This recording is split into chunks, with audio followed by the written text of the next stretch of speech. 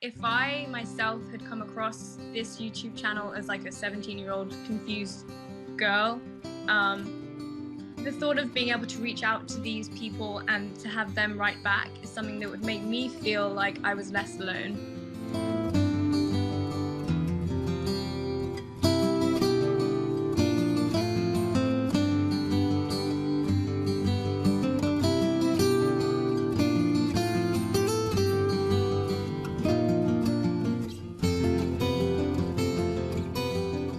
So originally, we actually met via the blogging site Tumblr, and I posted a message saying how I was getting ready to come out to my parents, and she liked the post and then randomly sent me an email one day, and that was actually June 16th, 4 years ago, and for some reason I was just compelled to immediately write her back.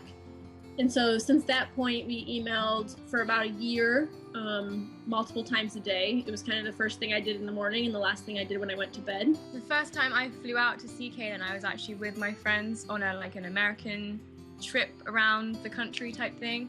And it was so nice to finally be with her in real life, because we'd spent 13 months emailing each other, talking on the phone and talking on Skype. And it was just so amazing to just be with her. It was just the nicest feeling.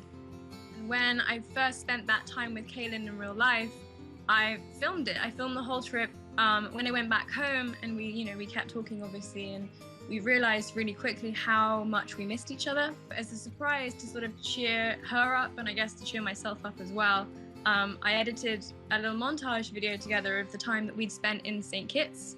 And I uploaded it onto YouTube to surprise her. My family started to want to get to know Lucy because none of my family had met her and I hadn't met any of her family. And so we made it public so our family and friends could watch and kind of get to know us. And then all of a sudden, before our next trip, we had 50,000 subscribers who were waiting for the next video. Because we didn't have this idea that anybody was going to watch our videos in the first place, we didn't really understand that our videos could have a positive impact on so many people.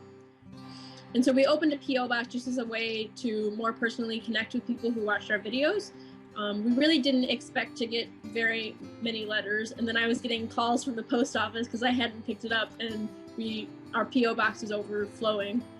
And so just the idea that writing somebody back could completely change their day and more positively, we couldn't let go of that opportunity. Yeah, everything you've said I agree with. And I think we didn't necessarily choose to be put in that role model position. We were sort of, I guess, thrust there. But we've taken that on now, full on.